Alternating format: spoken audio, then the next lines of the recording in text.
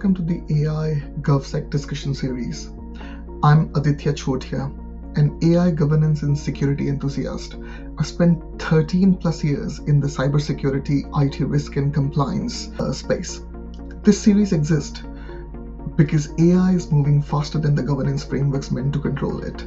Every week, I sit down with industry leads, with CISO security leaders, and everybody is worried. Everybody doesn't know what's coming. Hence, I've created this to actually understand and see what everybody is doing, what's working, what's not working when it comes to AI, governance, and security. No theory, just practical conversations about how organizations are navigating the gap between AI adoption and the controls needed to manage it. Whether you are a security leader trying to get ahead of the AI risk or a practitioner building in this space, this is for you. Let's get into it. Welcome to the AI GovSec podcast, Hachem. It's nice to see you again after so many years. So probably as we are starting this, would you mind introducing yourself? Yeah, hi, Adi. Indeed, small word. It's been 10 years now, last time we met, I think. So my name is Hachem. Background is IT risk in different flavors. So I've been through the 4 lines of defense. Started as an external auditor in EY, then PwC, then moved into Siemens internal audit, then first line of defense within Philip Morris International. And for the last 3 years, I moved from big corporations to startups, mainly health techs. So today I'm running an AI GRC consultancy called Nexus.AI, and my main role within it is holding the risk and controls and compliance brief for direct medical assistance, which is an AI-powered health tech operating in Africa, Europe, and GCC. So glad to be here. Yeah, I'm glad to have you on the podcast. And I will say to the audience that you are underselling yourself with that background. I know you have huge amount of experience in terms of dealing with complexities and how to untangle those complexities to make sure that the governance, the standards, the compliance work. So brilliant experience over there.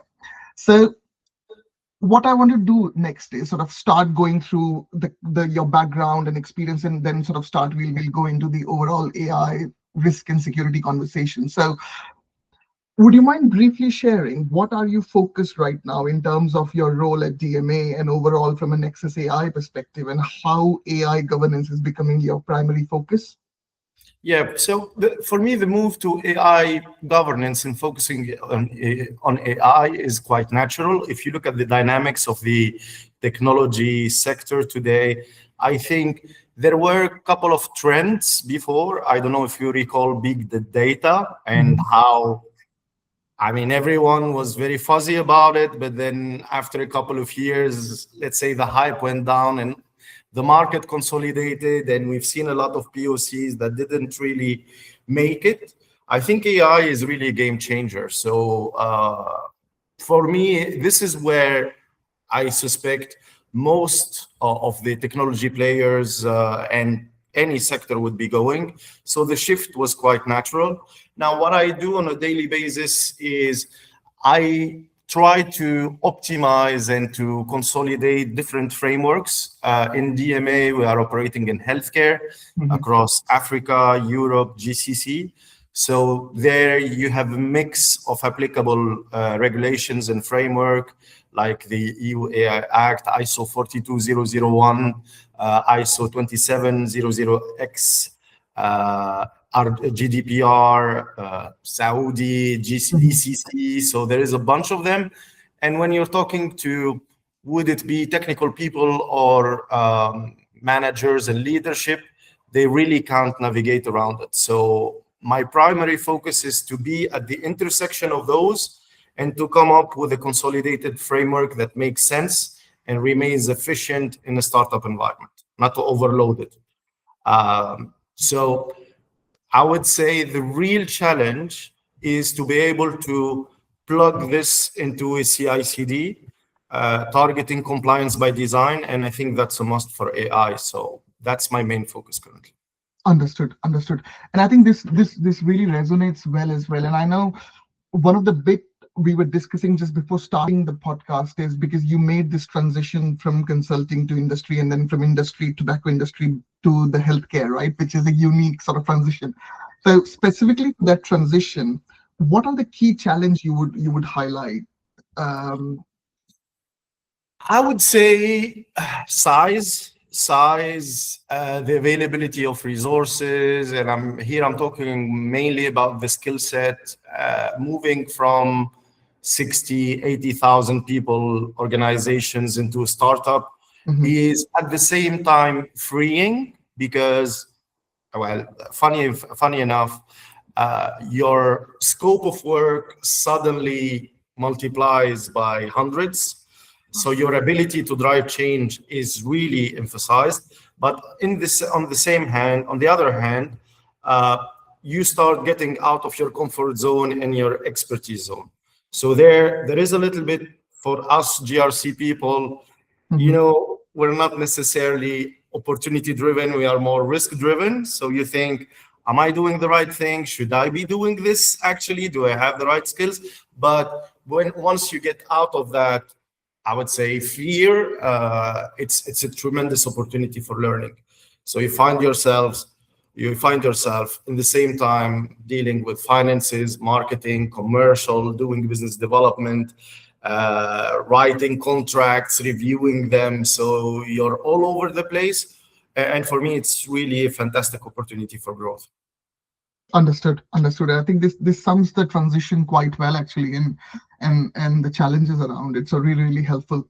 And I'll now go back to the initial response, what you had regarding your journey or what you are building at the DMA, let's say, and just going in there, because you mentioned the various compliance frameworks, which you are sort of at the sort of very middle of trying to deal with all of them.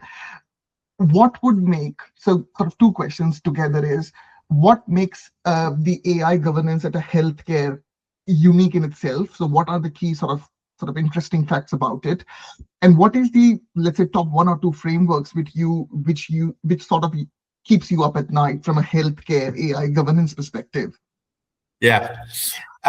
Well, if you look at it from a purely, let's say, mathematical perspective, when dealing with AI, 2% error margin is very acceptable in most of sectors.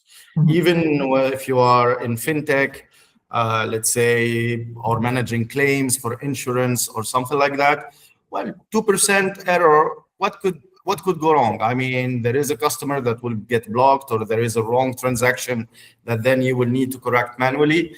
You cannot afford having that in healthcare, depending on which cycle, position, or let's say phase of the clinical cycle you are. Here, an error might be counted in human lives. So you totally shift the paradigm, and your conception of what could go wrong is drastically different when you are in the healthcare sector. So this, for me, is the major shift. Now, what would keep me up at night in terms of frameworks? Actually, none of them, because they all boil down to the same thing. I'm mostly focused about, okay, so we've done clinical studies on a certain sample size to train a model to have the right answers. We have, and we are quite lucky. One of our co-founders is really a major professor in medicine, and he has an extensive research experience. So we know we're doing things right in terms of research when it comes to the model training. But the question I always have is, did we do enough? Aren't we missing that edge case where things could go wrong? Our main product is I wouldn't call it a medical scribe, because it's a little bit beyond that. So it captures voice, would this be live or recorded, and then it turns it into a medical report. So still, that report then will get into the health information system or the electronic health record. What if something gets inside it is wrong? A bio indicator, some kind of something related to the diagnosis. So this responsibility comes inherently with operating in the healthcare sector. But if you look at it from the positive side, it's an opportunity. It's actually fuel for us to always do better, think, did we cover most of the cases that we should? And it really pushes us into that continuous improvement mindset. That's how we roll on a daily basis. Got it. And I think I would agree the way you mentioned, the example you mentioned on the use case, that how that information is then going in the information record and then it is creating the medical report, right? And that's a huge opportunity, I would say, in the healthcare field, but then huge risk for people like yourself who are trying to keep the lights on without any gates or windows open, right? So that's really meaningful, I would say. Understand. So now moving into your sort of the forte zone within the data governance. And I know you have written a lot about data governance protects the past and AI governance sort of protects the future. Can you unpack that? Like, what are the fundamental difference organizations are missing data governance to AI governance? Yeah, I think the shortcut saying that we have data governance, so we should be okay AI-wise, is really coming from a fundamental misunderstanding of how AI operates. If I try to illustrate it, I would say that data governance is a bit of archaeology. So you're looking at, is the data consistent? Do I know the sources? Do I know where it's going? So you have that certain flow or mapping, and as long as you know what data usage you have, by whom, and you answer the question, so is it relevant? Do I have, I would say, is there a valid business reason, or is it aligned with what the customer or the person, because it could be an employee. A lot of people forget that employee personal data is also part of the data that you manage. But as long as you have that traceability and that's clear, you're good. So at the opposite of this archaeology, I would say AI governance is architecture, because you're really focusing on, I need to be able to, between brackets, predict how this model is going to operate, what data is it going to use, in which way. Can I also trace back the different reasoning steps that it took? And am I confident to a certain extent that it's going to provide the right output, and that output will not be hallucination? So these, for me, are the fundamental differences. In one, you are looking at an archive, and the other one, you are looking at a reasoning system. Got it. And I think this again resonates well, because I think what you're saying in there is your data sort of is more still, but you need to make sure that it's clean, it's aligned to the organization, but the AI is something which acts, like which does the action. And on the back of that, I was just getting curious to know that, because I think this is one of the big debate in terms of AI governance right now, that who in the organization actually own the outcome for those actions, right? Which that AI is doing. Is it the CISO? Is it a new role? Is it the CDO? Like, is that something which is coming up in your role? Yes, but I always try to avoid that, in the sense that I personally take accountability for everything related to compliance. And I would be, this is always how I also made friends in the operations. I don't shy away from saying, hey, I give you that framework, and then when things go south a little bit, I will hide behind it and say, now you handle. So let's say this was a reflex I acquired through time, that anyone in the lines of defense should take accountability. But apart from that, which is more, I would say, on the legal side of things, I try to spread accountability. Ownership should be everyone's, I would say, share at a certain extent, to a certain extent, because if you narrow it down to someone or to a specific function, you tend to have some behaviors that I really hate. And I think in startups, we cannot afford. It's okay, so now it's yours, you deal with it and tell me how I need to contribute. Sometimes it might make things simpler. I think in large corporations with very streamlined processes, that could work well. So I'm all for accountability and ownership in that kind of setups. If you're looking also at the service catalog, so you need to have an owner, assigned for every service request or service type. But when you're dealing with AI, it's really in the intersection of business, technology, data, legal, privacy. So what we do in DMA is that it's directly owned by the leadership team, altogether. Now, there is specific assignments in terms of operations and roles and responsibility, but when it comes to ownership, it's a shared ownership by leadership because it's at the core of the strategy of the company. So, got it.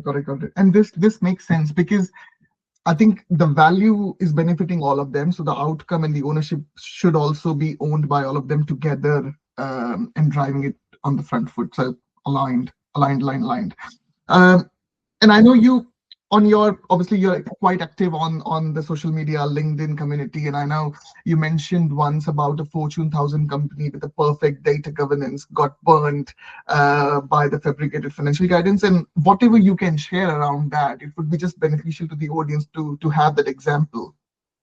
Yeah, I think anyone in the sector heard about that. Funny fact is that when you are selling governance, risk, and controls, and you get caught twice in such a short time frame with the same issue, then it becomes really systemic, and that's worrying. I think if we move away from that specific example and that specific organization, I think governance is also about learning. So obviously, I spoke about the healthcare sector. We cannot afford having that mentality of, do it fast, fail fast, correct? No, we don't have that luxury. But if you look at other activities, you need to be able to really put to yourself some guardrails and understand where you can take a risk and when you shouldn't. So if you get paid millions of dollars, no matter what currency that is, but if you get paid millions of dollars to issue a report, at least you should double check the references in there. I mean, for me, it was kind of cringy, it's this doesn't look good. So having the same incident repeated twice in a period of, I don't know, like 6 to 8 weeks, I think, if I'm not mistaken, for me, it was lunar. Like, wasn't there an internal note? Wasn't there training? I mean, one occurrence was more than enough. But I hope that this would drive change. Not only as we see it sometimes, okay, who did it? Now we should make a lesson out of you, etc. But really to rethink, okay, we're moving towards an AI-powered era. What should we have internally in terms of people, process, technology to avoid such incidents to occur in the future? And I hope they've done some problem management over there, because for me, that's really systemic. It's not, it can't be just bad luck that the same issue happens twice by two different offices in such a short period of time. There is something deeper than that.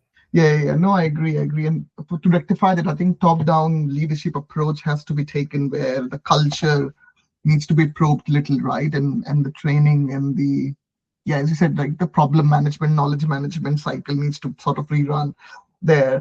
But just thinking out loud, because obviously some of these incidents have come to light, like this one, and then the others might not even have come to light. From your perspective as an expert in this area who's dealing day to day, what are the typical guardrails you would think in your mind when this sort of case study comes up and you're like, this is the bare minimum at least they would have done? As I told you, verify the codes, verify the sources. I mean, okay, let's get out of that specific example and try to think in the bigger scale of things. AI, even if autonomous, you can go for an autonomous AI functioning, but it has to be clearly defined. You know, in healthcare, for instance, there is a certain set of things that a nurse can do without asking the permission of a doctor. Correct. See? So you should treat AI exactly the same. What is the scope where it can perform autonomously without a human in the loop? And then you need to make sure that if it gets out of it, it will shut down. Either it's going to raise an alert, or it's going to completely stop the process until there is a human intervention. And that becomes your focus in the testing. So you're not testing that AI is doing what's expected.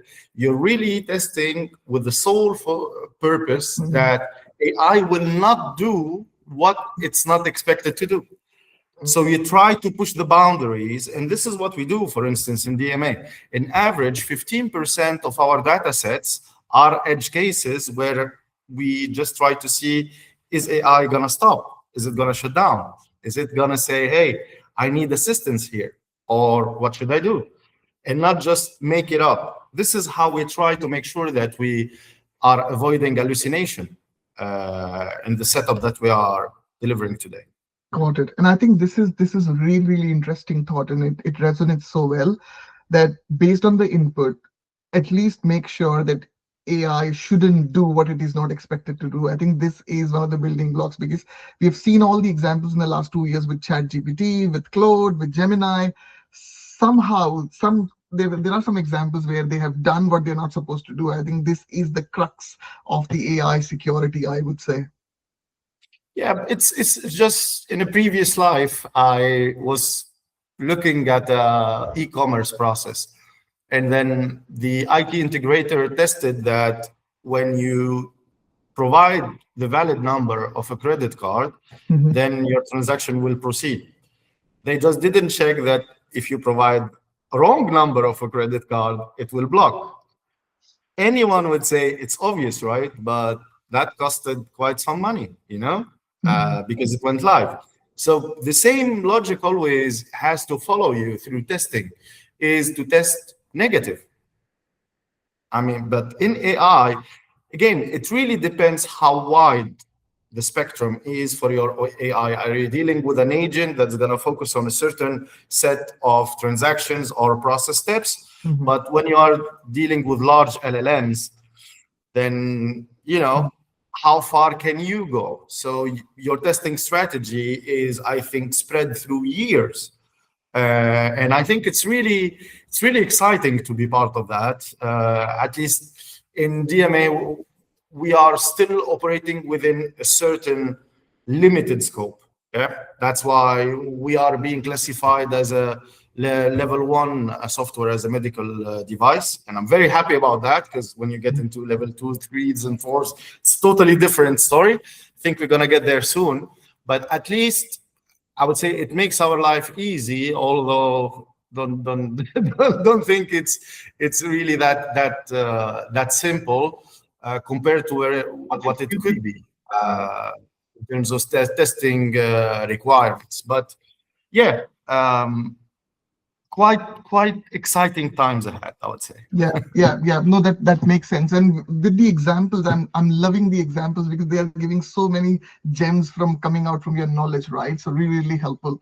And I'll ask a similar question parallelly, just so that we can make this more practical. So let's say if you walk into any organization and who are saying or claiming that they've got the data governance piece sorted, right? Like properly done, right? Now, with an AI added as an additional complexity, could be employee using Gen AI, or vendor enabling some of the chatbots within the tools itself, or building some AI agents. How the interpretation of their claim changed if they've done nothing else apart from doing the traditional data governance, and any first thing you would notice or tell them that this is where you want to look in? Yeah, two, I would say, recurrent failing point: third-party risk management and shadow AI. I mean, to be very honest, when I was an auditor, And I really didn't appreciate the engagement or the client. This is what I would dig, yeah, because you always know you're gonna find something over there. Just kidding about appreciating the customers, but you know that these are the two areas where you cannot claim having full control. Today, I don't know, nothing prevents your marketing team to put sensitive data into a public LLM just to get, support in terms of slide generation or sales prediction. There is a certain transparency and trust that GRC teams, whatever line of defense you are looking at, have to build with operations so that they come to you and ask, okay, I want to be doing this, or what do you think about me using this public LLM in this certain way?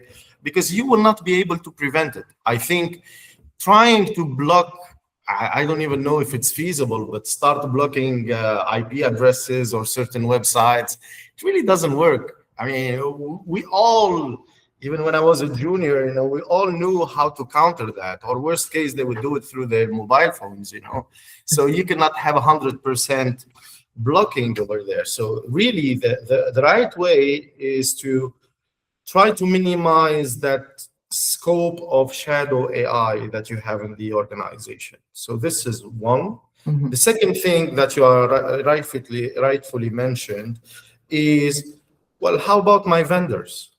How are they using AI? Is my data being used the right way by my suppliers? And here, if you think about suppliers in terms of operational suppliers, that's still okay. Now, if you're by suppliers, you are thinking about infrastructure suppliers, database providers, etc. Well, there it gets interesting. I mean, because if your contract is 10 years old and it wasn't reviewed, well, what does it say about privacy, for instance? So there is a large work that has to happen on all existing vendors and pieces of technology that you are using. And I'm going to use the terminology from telecoms. Would it be for your OSS or your BSS? For business support systems or operation support system. So front end, front office, back office. But you need to have the listing of those and then one by one classify them in terms of criticality and then understand what's behind the different agreements that you have and how are those agreements being applied today? How does it reflect concretely? And I suspect whoever has that claim that you started with might have some surprises down the road. No, 100% aligned. And I do agree with the two most key risks is the shadow AI and the third party.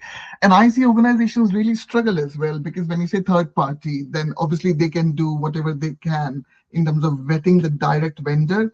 But then when it comes to the second or the third level vendor, they really struggle. Like they think it's the vendor's responsibility to then make sure that the second level or the third level is done, sorted. But then, yeah, and with this AI, you're really, I would say, at risk and accountable for that data which is leaving out. So agreed. Right, now let's move into the regulatory focus, and I know you have strong views over there as well. And I think one of your recent sort of post as well, which was around the EU's recent digital omnibus, a case of like European regulatory bipolar disorder with the whole EI Act and GDPR and the shifting landscape. How would you sort of tell an organization, how can they plan for this? Because it's all changing so quickly, and whether it could be watered down or not, it would be like watertight. How would you advise any organization and DMA, for instance, for that? Well, we put compliance by design, and we are looking at the tightest, I would say, regulation possible, because as I told you, we operate in 3 continents. So the regulatory landscape is, I would say, a little bit similar. If you're looking at GCC in Europe, yeah, there is a lot of common points there or common areas. Africa is getting there. It's a little bit looser depending on where you are. So first, there isn't like a joint legislation like you have in Europe here in Africa. So we are still, well, but if you are building a global product, you should really aim at the highest compliance or regulatory requirement that you're going to have, because the right way of looking at legislation, it's not an obligation, it's a protection. Right. So any regulatory requirement over there, at least in my view, should be risk-based. So there is something we're trying to cover either ourselves or our customers or patients against. So why not doing it? Now, looking at it from a pure, okay, opportunity versus constraint is really the wrong mindset. And saying, I'm going to build my product and then I'm going to get it up to speed in terms of regulation when I am hitting a market, you are just creating regulatory debt that you will need to pay back one day or another. So the way I proceed, and all DMA is doing the same, is we are getting those requirements directly embedded in the CI/CD as much as we can. So nothing is released if it doesn't tick certain boxes. Well, obviously you cannot have everything in the pipeline in terms of requirements, but my advice is to, look at all the legislations within which you plan to operate or to sell or to make your product available, and then aim at the highest from the start. Well, obviously, there should be some logic behind it. It's gonna take time, cost money. So wherever you can onboard the low-hanging fruit, you take them from the beginning. It's not because it's gonna be enforced in somewhere in S2 2026 that, hey, it's okay, let's go and build it now. Think of it like a Formula One car, yeah? So, okay, you wanna have the fastest engine, but what about the brakes? Imagine, and the brakes are there to make sure that the pilot can take around at 200 miles per hour, without going into the wall. So that's what you should do with your AI product. You should have the safeguards and those GRC, elements, would it be preventive or detective controls, directly embedded into the product and part of the design. No, understand. And that analogy is what I always give it in my interviews when I was really, really junior, that those brakes are your compliance, which will enable you to drive faster rather than slower, right? Yeah. And 100% agree, compliance by design, and then, target the top most stringent compliance so that everything else gets sorted. So aligned with that thought. Specifically, when we are talking about these rations, just sort of nudging you there a little bit more is, from a DMA, because obviously it's healthcare and it's a lot of compliance are applicable for that zone, right? You doing anything from a perspective of how do you standardize the compliance requirements from a tech perspective, including the AI, and then anything additional you are doing, just high level in terms of preparing for the EU AI Act if it happens to be in August 26? But if it happens tomorrow, we are okay. So. Because ultimately, it boils down to, I know a lot of GRC experts would tend to disagree, but it's ITGCs on steroids. That's what it is. So for me, if you have a strongest DLC, which is required by any ITGC framework, then you should be good in terms of EU AI Act, because, hey, your changes are authorized, right? They are tested, then they are approved before you hit production. You have segregation of duties around them, and there is governance. So if you now start applying those 5 principles around which ITGCs for change are built, then you have your EU AI Act. So how does this model work? How did you give it certain instructions? Which scope is it limited to or not? Can you explain every single time how it came up with those results? So explainability, for instance, is, as I told you, it's pure ITGCs. So but again, I had this very interesting discussion with a QA candidate, and yeah, there is this specificity of assessing a reasoning system. So here you get out of pure transactional perspective, and you become really statistics focused. If you're looking at QA for AI, it's really a matter of statistics, like how large should be my sample, and how much or how many can I consider as enough. And there, there is certain views, but I think legislation and regulations today still don't provide sufficient guidance to understand, am I doing enough?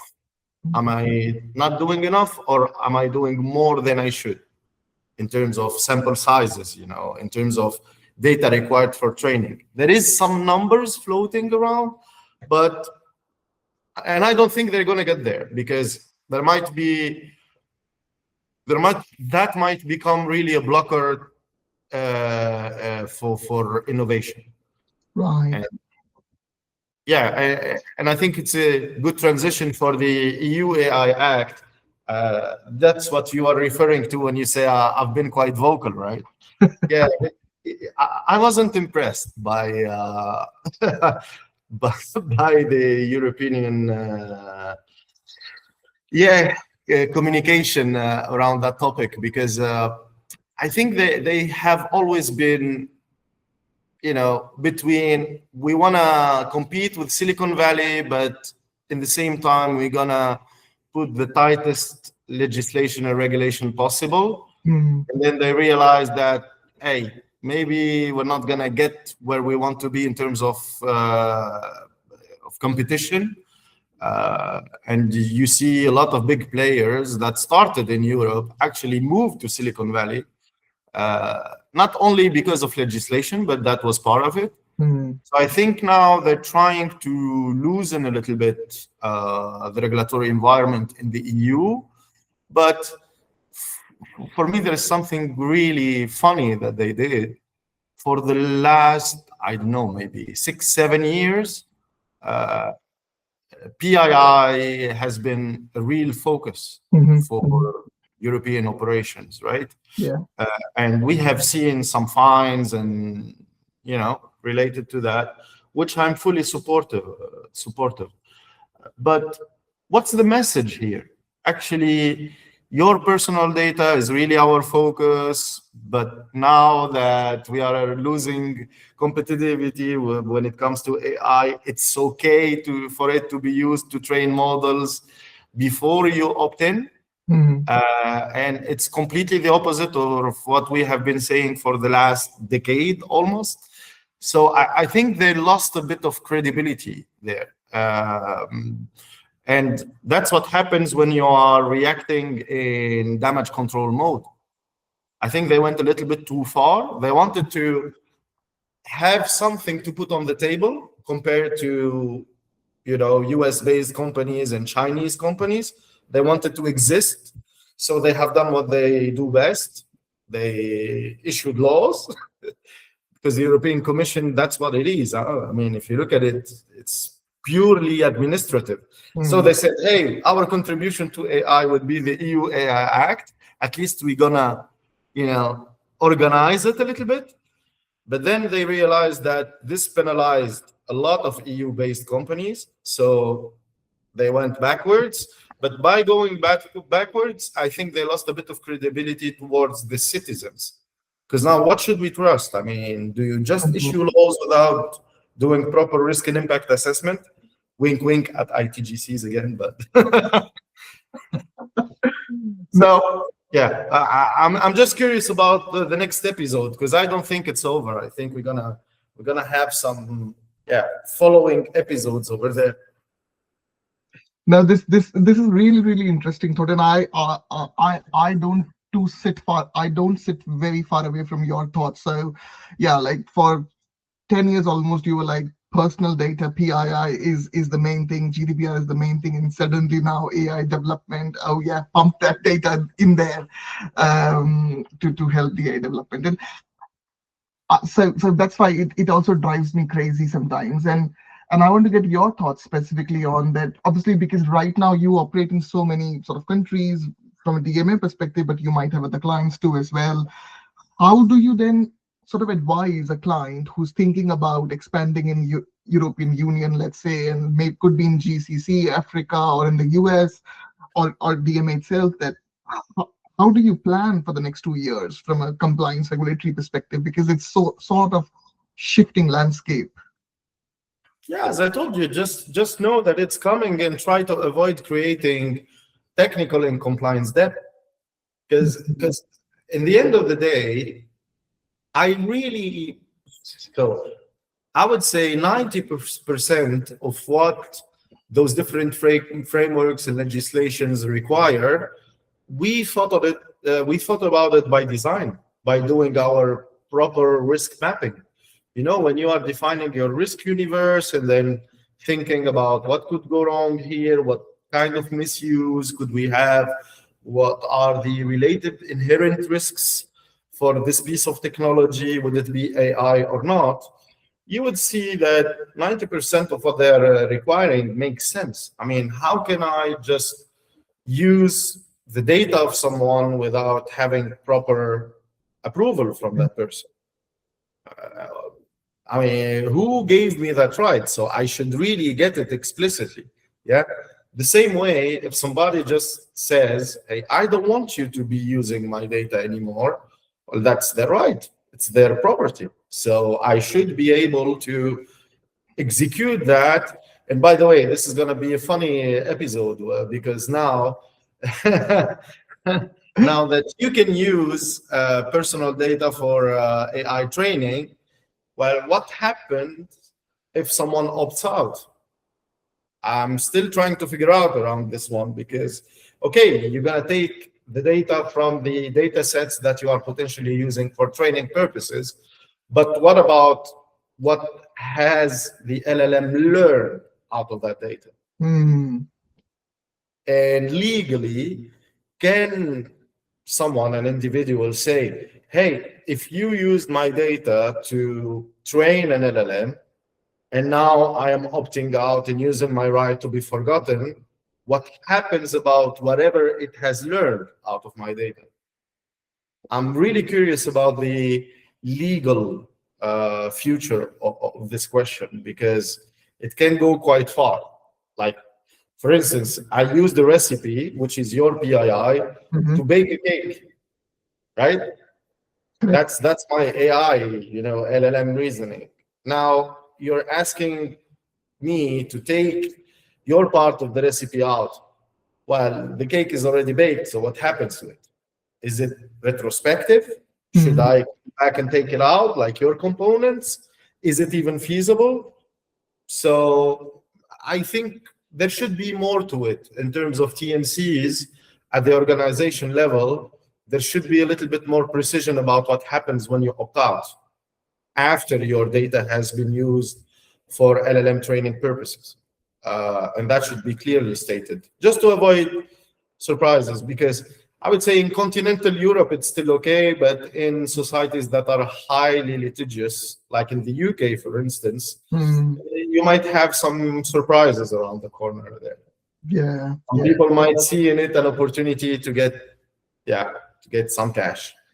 Yeah. Like that. No, I agree. And I never thought it that way, but this is a real interesting problem area. And it could be problem area for organizations and for these governments to, how do you regulate this piece? Because the whole EU HR is based on the personal data. It's my property.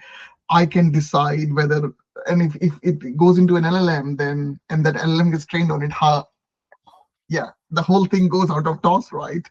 How do you make sure? Yeah, it's a, and I guess with all, like, similar to all other technologies, maybe regulation will pick up once the innovation has finished, which is what happened with all other technologies, right? Whether the cloud or, I don't know. Yeah. Well, Cloud in itself, I think cloud regulatory environment and landscape is maturing because of AI.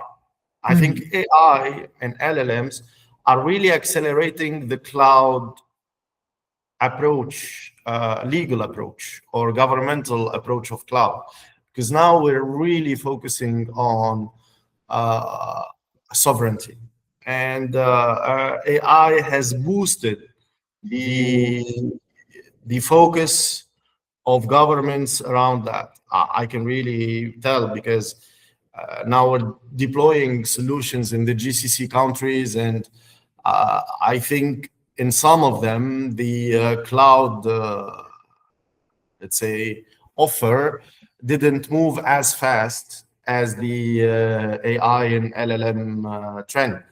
I'm not even talking about Africa, yeah? So there also, I think sometimes legislators are dancing faster than the music, yeah? So if you are putting some legal requirements in terms of sovereignty, but there is no private or public cloud available in the country, like, you're obviously killing innovation. You're killing AI adoption. So there, things are moving fast, but sometimes I think they took the problem upside down. Yeah. No, I agree. Right.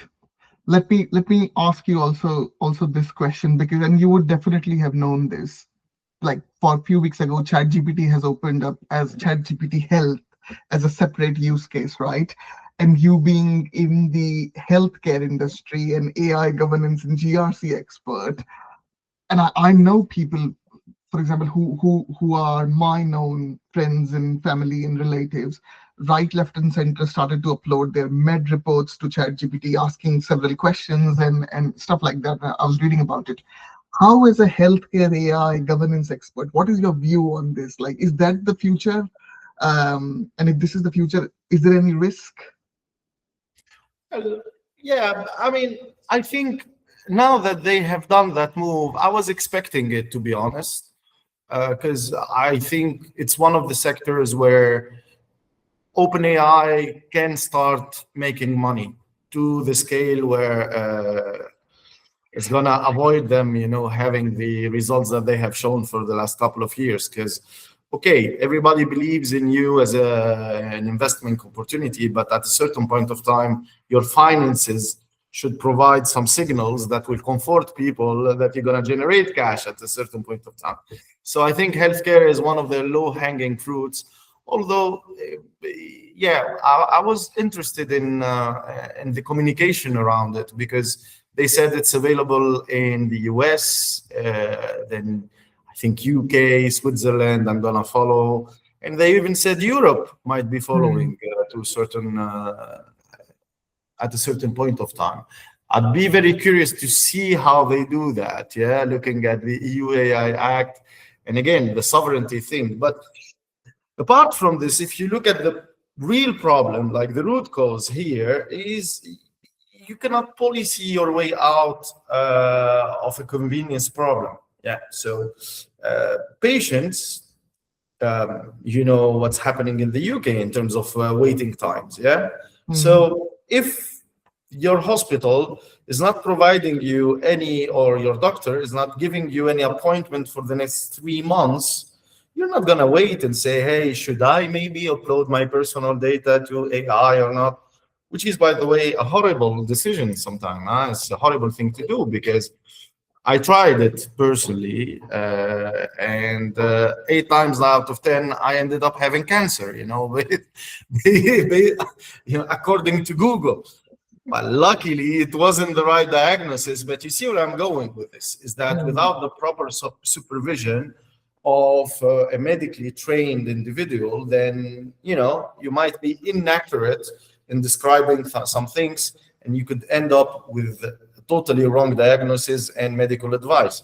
So I think the way forward is really to organize this, with hospitals or even health, ministries of health, providing those front doors or entry points to patients, especially in countries where waiting times are really through the roof. Because the demand is there, and that's not gonna, you're not gonna cancel it because you issue a law or you say it's bad. People are doing it anyhow. So there, the next move, I think, should be by public and private healthcare providers. How are they gonna respond to this demand? And I start to see some players, acting accordingly. In Europe, I'm not sure, but in the GCC region, I start to see some initiatives by both public and private actors in that direction. And I think this is where it should be going. Yeah. Got it. Really, really interesting thoughts, right? We could speak all day on this, right? We could speak all day, I'm sure. As we are coming towards the end, and I know you might have a hard stop as well, so a couple of just final sort of questions. One final one, which I'm thinking would be really, really helpful for the audience, and it will be coming from you, so it will sort of, obviously it will mean a lot, is in terms of if you are sitting across a CISO or a risk advisor or a CRO, for example, right, and you want to advise them in terms of, for 2026, just do this one thing or just do these top 3 things from an AI, governance and security and risk and compliance point of view, what will be those and why? Well, I will come back to the two main risk areas we mentioned earlier. First thing is know your technology stack, and most importantly, your AI stack. Would it be internally acquired with contracts or used by a trainee or an assistant just to get rid of a certain administrative burden? Try to put that transparency within the organization and position yourself as a facilitator and a trusted advisor instead of being an authority, because the message there would really, I would say, shape the level of effectiveness of such approaches. If you say, hey guys, well, we are here to help you navigate around AI and use it in a compliant way. So just tell us what you are using so we can send someone or even sit with you and see how you could tackle the tasks you are currently giving to AI the proper way, and what should you give it as input or not, and what you shouldn't be giving to AI as input. Well, we as technology should provide you the right tools so you can execute those tasks. Yeah, and we're going to work towards it with you. The second thing is about third party. So bring that transparency with your vendors, issue, certain questionnaires, or during service review meetings, really understand where did they implement AI. For them, it might be just a chatbot, but for you, it depends what's getting into that chatbot and where it goes, and is it their property model or are they using the public LLM behind it? So that's going to take some time, but doing this inventory, both internally and externally, is where I would start. Yeah, that would be my main advice today. Know your landscape. So in summary, what we are saying is discover the shadow IT plus shadow AI, or know your entire tech stack, and do that with a collaborative nature rather than a policing nature, because when you collaborate, you will know a lot more, and obviously you will all grow together. And then the second thing which you mentioned is similarly from a third party perspective, again, know what they're doing, what they're using. Got it. And organizations, depending on various sizes, it could be a 1-month exercise or a 12-month exercise, right? Absolutely. But then strategizing that is great. I mean, again, in previous experiences, I was handling the assurance for more than 170 systems. So we needed to operate at scale. And there, your strategy, especially dealing with third-party risk, is really essential.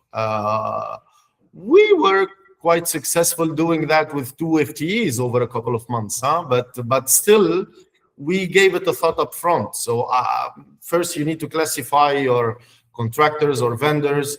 Where do they have a certain GRC obligation in terms of providing a SOC report or whatever assurance report? In some cases, Are we going to use our right to audit clauses? Are we going to do it? Are we going to delegate it to our internal auditors within the group? So there is a lot of thinking over there, but leverages exist. And we were quite successful in doing that within a 3 to 6 months time span. It wasn't for AI specifically. It was another topic back in time. I will not go further into details due to certain obligations, but yeah, if rightfully prepared, you can be effective in quite a short period of time. Got it. And that's really helpful. Perfect. Thank you, Hachem. This last two things only. So we have a tradition where the previous guest leaves a question for the next guest. So there's a question for you, and then I need to take a question from you for the next guest, which is related to AI governance and security. So the question which was left for you was MCP servers. So what is your view on MCP servers? Does it sort of escalates or de-escalates the risk around AI? Does it needs a complete new playbook in terms of how do you control and manage that governance and security from an MCP server's perspective? Because in the previous podcast, we were discussing around how AI agents and as AI agents are evolving, this whole black box MCP server nobody's looking at is carrying all the risks. So just from your knowledge and brain perspective, what do you think? Well, again, it comes back to that. I mean, you can look at it from that perspective, from microservices also. That's a very interesting area. And do you have the whole, I would say, description of the flow of the input of the expected output? Yeah, those are minefields. Yeah. Personally, again, I am, and technology people hate that, but I am a documentation freak.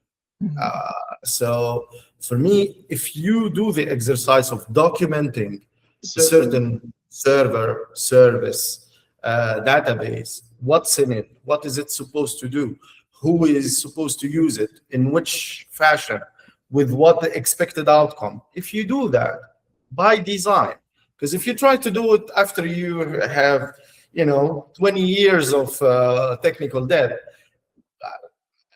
no one would like to do it, first, and second, it won't be at the right level of quality. Unless the problem is that you can't even hire people to do it, because it has to be done by people that have the knowledge.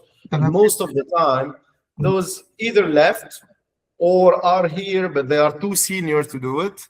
And they think that's not at their level of competency and expertise. So you are basically just creating a bomb by not documenting things by design from the start. So that for me is really the solution around it. Now, if harm is already done, then yeah, good luck with that one. I wouldn't like to be in that position, because you need like those mining teams, the common ones that come with the helmets and the protections, etc. And they can do reverse engineering of the solution, right? To what it is, and then document. Yeah. Got it. Okay, perfect. Now, your turn of the question for the next guest. Okay. And you could ask anything from an AI governance security perspective. Well, it's one that I think about sometimes, and I don't really have the answer, but I'm always thinking, if we get into autonomous driving, vehicles that are AI based, how would insurance claims be managed for a vehicle that you own, that has been produced by a Tesla or a Toyota or whatever? So if you get into, if you have an accident, whose responsibility is it? And how are the insurance provider going to operate around that? Really interesting. Who fills the claim? Yeah. And let's make it more complicated. It's a leased vehicle. Ooh. So it's not even your property, actually. Technically speaking, it's not yet your property. It's self-driving, it's autonomous vehicle that you lease and that has an accident, but you are the only person inside. So how does it work from an insurance standpoint? Got it. I'm going to definitely ask this question and give about 10-20 minutes to answer, because this is really interesting and it started some new thoughts in my brain, right? So yeah. Sorry for the next guest, because I think he's an expert. He's the Forbes Technology Council member for the AI and World Economic Forum speaker as well. So I think he will be okay. But yeah, it's a very interesting question. Thank you, Hachem. Really, really helpful. It was nice to talk to you. Thanks, Adi. I really had fun. Thank you. And I hope to see you around very soon in London. Same. You take care. Cheers. Bye.